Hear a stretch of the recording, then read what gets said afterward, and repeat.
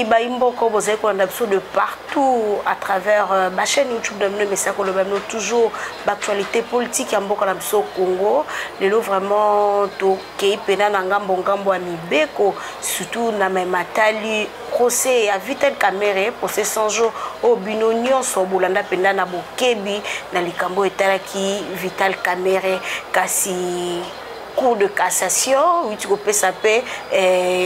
banonango au penza ba cassé 13 ans il y a travaux forcés ezalaki pour na Vital Kamerhe kasi ba imboka bazali ko comprendre penda malamu mingité est-ce que Kamerhe azali a quitté est-ce que azali ka toujours condamné nango penza na plateau na biso lelo nazalinga moko te tozali na moko ya bapandisango mboka na biso Congo Jemal Lutumba pe to embeli bino moko oyo azali maître avocat au penza tali matali mibeko ya mboka na biso Congo maître Chilenge azali avocat na baro ya Gombe na ye akomeka mpe ko éclaircir ba imboka na tina ya affaire Vital Kamerhe ameka mpe ko lobela matali droit on a déjà kopesa mbote maître oui, maître Léopin Tozongeli toujours na matali procès à Vital Kamerhe na bikosa motami beko Kamerhe obiso azaki dire kabia chef de l'état tolandaki penza na matali détournement ya procès 100 jours kasi lobby cour de cassation et kasaki 13 ans de travaux forcés oyo ba pesaki Vital Kamerhe mais quand on koyebisa ba imboka est-ce que 13 ans wana et comme ici Vital Kamerhe est libre topé sengeli bakende susu na ba esika mosusu benga cour d'appel pona ko tala penza pena ye rolo banina likanisi wana au cour de cassation et zo ki mokola lobi. En tout cas maman Jeune merci mingi parce que oponingai na ba ko kabola ndamba makanisi na o etali droit na ba téléspectateurs na ba de konyo so bako zambano ya kolanda biso loko motuya liboso akolobezana que procès à 100 jours eza procès moko oyo il faut to sepela na yango parce que ezalaki quand même bala liboso soki bala liboso te mais parmi barar fois na kati na mboka na biso ete bakonzi baye bako olanda bango na nzela ya justice pendant etali bongo détournement abanzi objet à émission na biso ya lelo eza likambo ya détournement te mais toyebi ndenge koyiba mbongo na caisse à l'état ndenge kaniaka ezosala ke mboka na biso ezokende liboso te bana bazotanga te pe pasi eza makasi parce que mingi ba oyo baza bakonzi baza kozwa mbongo baza kosala na yango pona bango moko na ba famille na bango baza kotonga ba immeuble ba flat donc na yango wana quand même procès wana ezalaki na tina nango alors oyo ba imboka fo ba yeba eza que d'abord cour de cassation ndenge za wana a cassé décision ya cour d'appel mais a cassé yango avec renvoi ça veut dire que ndeko Vital Kamerhe aza akité te omoni ndenge za wana eza na ona tobengaka na droit ba double degré de juridiction c'est-à-dire que so ba sambisio et pas bazuzi ya liboso ba prévoir que bazuzi ya liboso bakoko bulunga na lelo ko songolo to pakala yango wana ba permettra que mutu akokende na bazuzu ya mibale sikoyo après bazuzi ya mobale eza bajuzi ya likolo ya suka eza cour de cassation musala na bango ezali kotala te eske ndeko Vital Kamerhe ayibaki kanyaka l'état to ayibaki te eske ndeko Jamal ba détournaki mbongo esengaki kotonga bandako ya basoda to ba détournaki te musala ya cour de cassation eza kotala est-ce que vraiment ndenge ba procès le kanaki na bazuzi ya liboso na bazuzi ya mibale est-ce que droit ezalaki respecté donc tolobaka eza juridiction cour de cassation eza juridiction ya droit eza juridiction ya fête est-ce que droit ezalaki respecté est-ce que ba avocat ya Kamerhe ba pesaki mango baloba ndenge lengo baki est-ce que ezana likambo caméra ngaka loba ba pekisa ki aloba na yango amoni ke peut-être yango nde salaki ke ba condamné. Alors babiloko wana nde cour de cassation etalaka. Lorsque cour de cassation ekotala yango ndenge nini, Kamere akoluka ba avocat ou bazali ba avocat près ya cour de cassation, parce que ezana ba avocat bazana monopole ya cassation. Ça veut dire que neti ngai nakoko samba en matière de cassation te kuna na cour de cassation, parce que nazali na prêta serment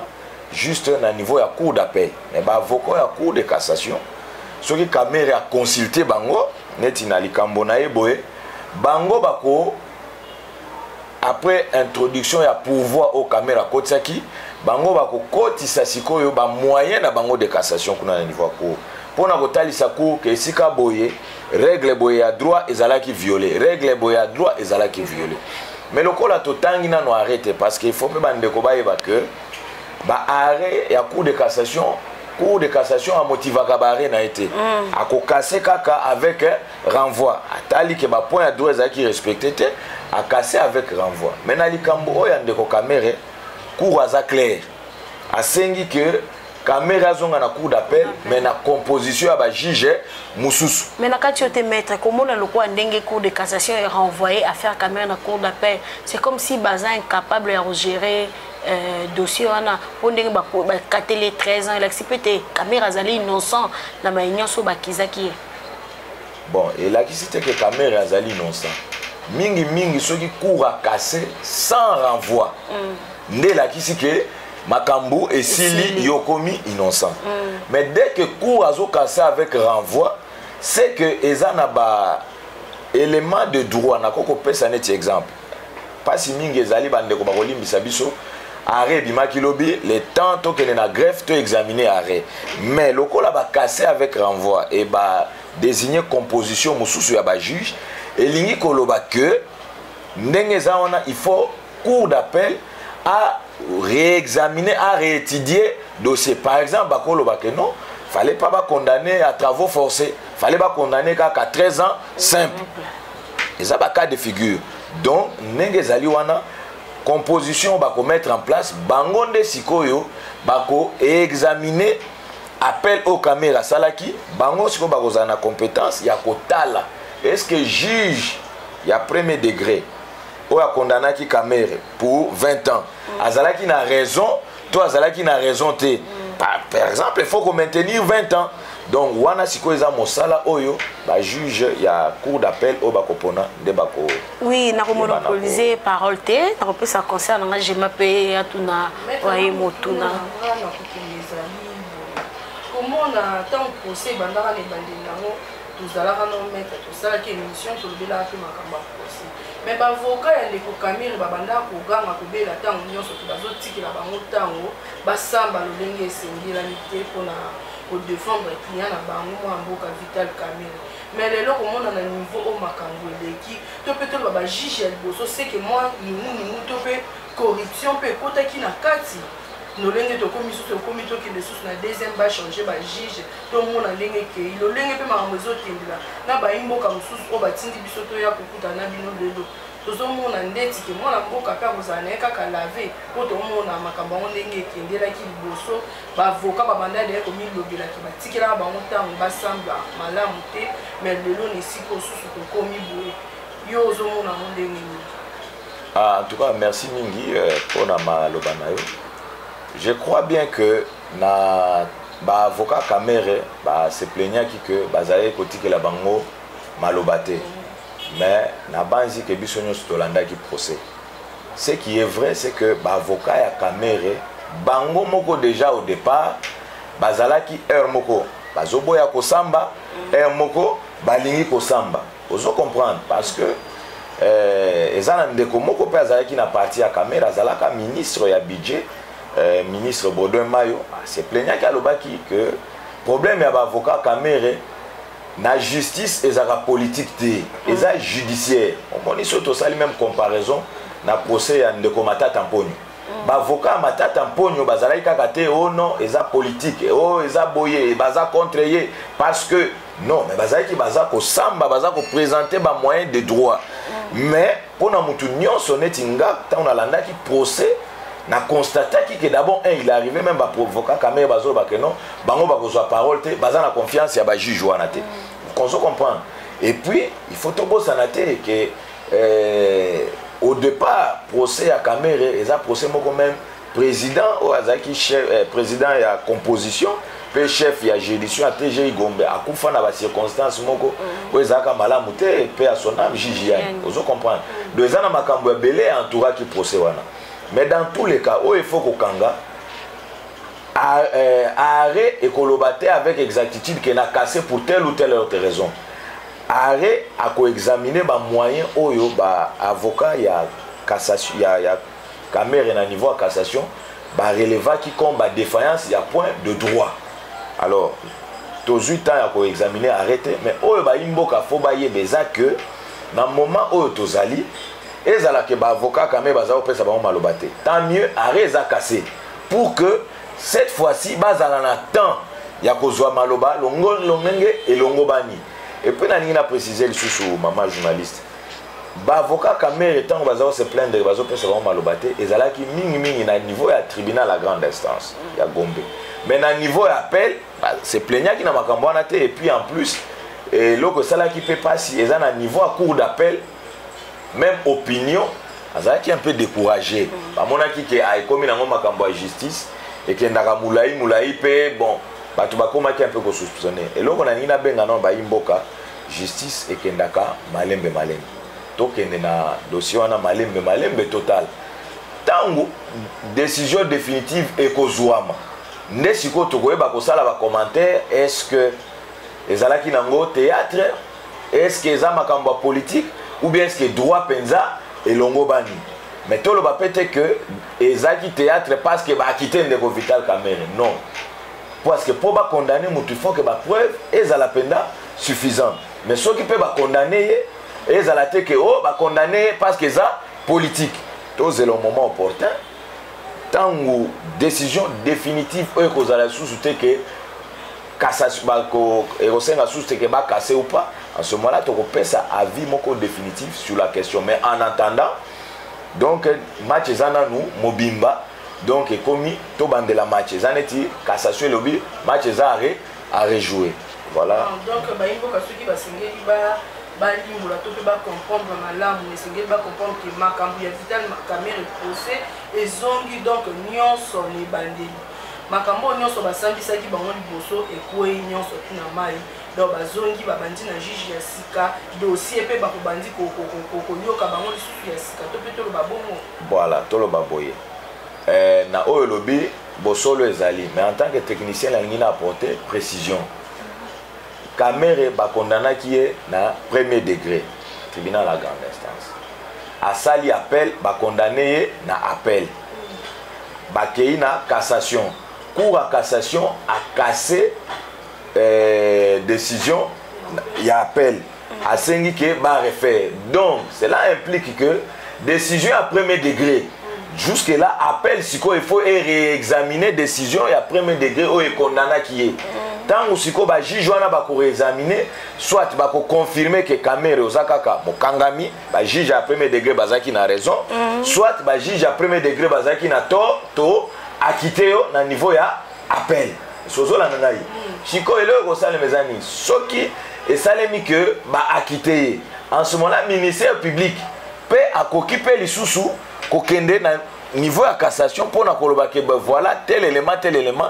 et poser problème est-ce que toyokani donc ba imboka eloko sengeli bakanga procès ya Kamerhe nanu esilité ezongi na niveau ya appel donc ezongi que il faut ba revoir les sous est-ce que ba ko maintenir 20 ans to ba ko casser 20 ans mais makambo à 13 ans to tiango na Mupanzi. Voilà. Oui, maître, Naoko Lobabouene Bandeli, de to bandara procès wana Vital Kamerhe azalaki non condamné na 20 ans de prison baye kokende appel bakitisie na 13 ans de prison kota ndenge procédure ya procès wana ezali kokende kino lelo pende cour de cassation ekase ezongi na zéro. Est-ce que état de droit vraiment ils ont joué moi rôle très important na dossier Kamere? Bon, en tout cas par rapport à dossier Kamere, je pense que l'état de droit est à jouer un rôle important. Place au Kolimbi Sangai, place Tokoki Kobeta, c'était l'état de droit. C'est que l'état de droit, ils ont il faut ça l'effort, n'a pas procès à Batumoussous. Wana vraiment il faut te beta c'était. Mais na procès à Kamere quand même, bah règle à droit, ils ont à respecter. Parce que jusque les aussi longtemps que Ndeko Kamere baoti ko kase wana azaka ka présumé innocent. Ça c'est de 1. De 2, tout le monde a dit que Ndeko Kamere a singaki liberté provisoire. Après ça qui est liberté provisoire. Donc tant que nous condamné définitivement, bako pesa liberté provisoire. Donc quelque part état de droit est à respecter. Alors il ne faut pas que Baïmbo Kanisa que maître Chilenga lobi que état de droit est bien, nyon c'est ça malade non. État de droit na ba procès mususu ezato sa mateto zo nguma. Baïmbo ka bana posa ko yeba olimbo la biso na ba précision nyonso parce que to uti ko la lisa na ba procès et belé to zo mona bato IGF lelo akangi ezongisi boye c'est que état de droit ba procès neti ya banani oyo ezosala malamu. Bon, en tout cas, maman journaliste. Dès procès matata pour yo sona ko ba kino lelo ba ko kanga ete. Wana to robani état de droit ngozo kipe batu. Le quoi Kamere batu so ba tiela ki emisu ayibi mbonga l'état yango ba wolela ki ko kanga na lombango. Bon, en tout cas, maman, eza pena question eza motu ya monene. Nga nazali avocat, naza régi pe na ba règle o ya déontologie. Nako kolobate que procès au bakati di kambumabe au bakati malam. Mais en tant que Congolais, nazo ko émettre point de vue nangai sur état de droit parce que au tiko olobi likambuya état de droit on a ebishi yoboye parce que toza ba Congolais na vivaka na Congo naza Congolais tant on nazo lobake par rapport à procès à Vital Kamere état de droit est à respecter c'est parce que quand même na ndenge cheminement zo kende tozo mona que ba règle de droit le droit de la défense est quand même respecté. Mais na beti quand même c'était pour les alaté que tozo bete la état de droit maboko na mboka na biso. Na beti c'était que na ba procès mingi ya bandeko ezo le kana na cité na ba ba yebanité. En tout cas état de droit ezana konguluma. Ezo mona na te parce que naza professionnel peut pratiquer à droit. Donc la réalité est mingi. Est-ce que état de droit baza ko respecter parce que Kamere aza muto monene azana mbongo azana ba avocat akoko futa bangu nde et ça là quand même que pour naé baza ko respecter aux Hollanda parce que pourquoi nazolo bayango cour de cassation par exemple et ça na batu oyo ba condamna bango ba sala ba pourvoi mais ça fait 4 ans 5 ans si le ba prononce ça situation ba pourvoi na bango te vous comprendre mais pourquoi il va prononcer yango mbango parce que zamba eza Vital Kamere soko ke kuna na cour de cassation eza na ba dossier ça là 9 ans 10 ans to mona ya fang dion pe umelaka si le ba prononcer donc c'est une façon de dire que s'agissant de l'état de droit globalement dans Mboka Nabiso, il y a quand même des problèmes et il y a quand même ben fort il faut salement. Mais pour naïe, toujours on a quand même que bazol ko respecter l'état de droit. Pour na ko ki ma question na yote o épingler peu question à dossier ya ndeko Matata Pogno. Bon, jusque là na procès à monsieur Matata Pogno, effectivement cour constitutionnelle abimisa ki arrêt naïe. Vous comprendre au état ici que pour naïe ndengeza na yazaki incompétent pour na poursuivre pour juger Matata Pogno à partir du moment où cour a se prononcer pas si auto monaki na bamboka mususu cour lokola azali likolo normalement il fallait que arrêt naïe lo bakenga naza incompétent mais voilà juridiction o ezako compétent il y a ko juger par exemple premier ministre au hasard en fonction mais à partir du moment où il y a Katika na mukuse ezala qui passe mingi mais bon eza arrêt ya coup ngana ko commenter si yango te bon toko ko lobate ke batu bazali likolo ya mibeko parce que déjà maman journaliste et là ko photo né na tu peux sur état de droit ezobeta ezo konguluma na mboka na biso c'est que na liboso ezalaki même mouvement ezalaki te lelo bobengisi ngai parce que baza ko juger un ancien directeur à cabinet ozo comprendre ça eza makambo ezalaki te na mboka na biso un ex premier ministre baza quand même ko juger ozo landa ngai même ba magistrat c'est aussi la première fois baye bakokota na kati ya mozindo ya boyebi na bango parce que za makambo bango basalaka te ko juger bakonzindenge wana donc eloko musupe ko kozala parfois et kozala justifier na soit moi ignorance pe et ko kozala pe cause parce que nan bosala yango te c'est une raison eloko musupe pe kozala donc ba raison e kozala kili tokolo bateka ka o mbongo corruption non donc tant on a zobeta c'était que ça konguluma et ça quand même que c'est un début qui est quand même encourageant mais baimbo kabaye ba que ezala ya matata mponyo ezala ya directeur de cabinet Vital Kamerhe makamuna no sili définitivement te parce que toyoki que cour de cassation azolunga pe a ni ndeko premier ministre matata mponyo donc pona ko clôturer na motuna ya maman journaliste ya malonga photo simba awe ezake désormais ba konzi fo ba yebaka ke tango baza ko kamba tango baza ko diriger justice ezali pour na koloba ke nul n'est au justice de la justice to landa ki même pour na président sénateur à vie président Joseph Kabila Kabange donc ezana ebolimsi ezana témoin moko asitaki devant haute cour militaire mazoko se présenter toujours mais haute cour militaire a se déclaré incompétente yako entendre yé mais le fait déjà que ba cité yé le fait déjà que ba cité et que haute cour a se prononcer et ça a déjà avancé donc même le papa Félix nengaza ko kamba il faut ayeba que soki atambusi mabe likambu songolo palakala un jour bakoko cité yé et on ne sait pas est-ce que kozala ndenge moko toté maître eloko nini oyo ezosala soki na okota na makanisi ya bayimboka